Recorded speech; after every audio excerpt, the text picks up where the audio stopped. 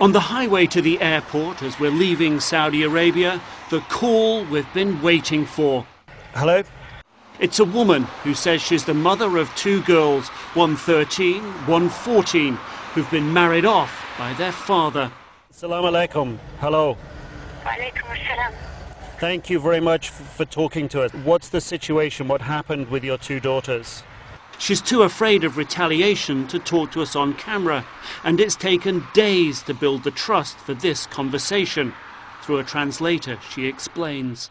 Forced to sign the papers. He threatened them if they don't go along with the marriage, they will be divorced. And it's a terrible thing for a woman to be called divorced, obviously, in that culture. Wajiha Al-Huwaida is a woman's rights activist. A few days earlier, she told me this mother's case was not unique. She is angry that Saudi mothers have few rights in court when challenging their husbands, and she's taking her campaign to the internet. Yeah, see, it has 5 stars as well. Already, like, it's just yesterday we published it. Already. Yesterday? And now it has 500 views already. Yes. Al-Huwaida released a web video campaigning for a girl who's just 8 years old, recently married against her mother's will to a 47-year-old man to settle the father's debt. A judge refused to annul the marriage, but required the girl's husband to sign a pledge that he would not have sex with her until she reaches puberty. I asked her how old are you, and she said, I am 10.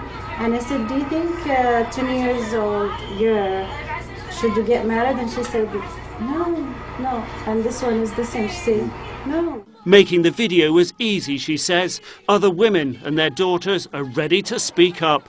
The case of the 8-year-old, married off to settle a debt, has changed the mood. We just like living in a denial. We don't want to hear about it. We don't want to see it. We don't want to, deal with it in real cases. But after this little girl case, actually we heard more and more cases. And maybe one of the reasons that people are coming forward is that in this deeply conservative society, there is more debate than ever before. I'm sure you followed Saudi press coverage of that issue alone. Headlines and in-depth reporting, and not just in one newspaper, but in several, and readers' letters, etc. But there is still plenty of opposition to change. The debate over child brides is not swaying the kingdom's top religious authority, the Grand Mufti, who recently ruled it was okay for girls as young as 10 to be married.